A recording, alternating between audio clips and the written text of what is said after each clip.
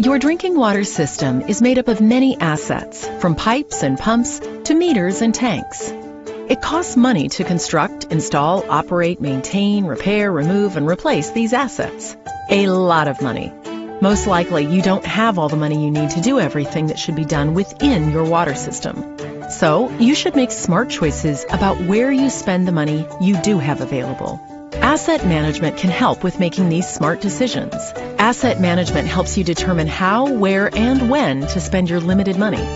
It's about maintaining a desired level of service. That is, what you want to provide to your customers at the lowest appropriate life cycle cost.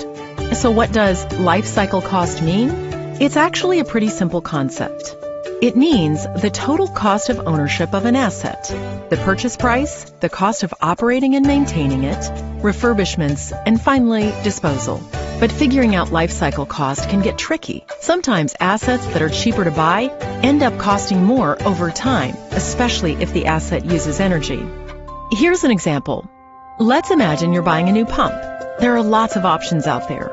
All pumps of the appropriate size and power seem to do the same job, which is pump water. So why not just buy the cheapest one and save money for something else? Because what you really want to be thinking about is the cost of moving water over a period of time. A pump costs something to purchase. Then there's the cost of installing it, the average cost of maintaining it each year, the average cost of the energy needed to power it each year, the average cost of repairing it each year, and the cost of removing it at the end of its life. If the pump lasts for 20 years, those costs look something like... Whew!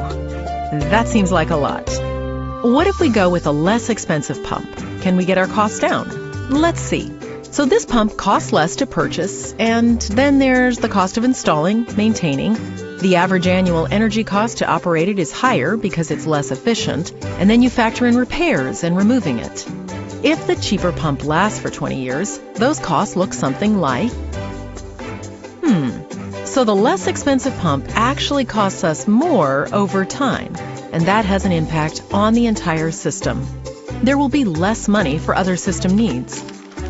In fact, most of the life cycle cost of a motor or pump is the energy to power it, even though the tendency is to purchase based on upfront price.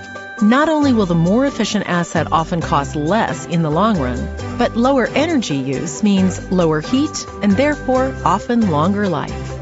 So, it's worth taking the time to pick a pump or other asset that will cost you the least over its life, even if it costs more upfront. So when purchasing an asset, it's wise to think about the long term. Paying attention to total cost of ownership helps systems avoid unnecessary expenses in the future and frees up money for other priorities. To find out more about life cycle costing and other financial tips for your water system, visit efcnetwork.org.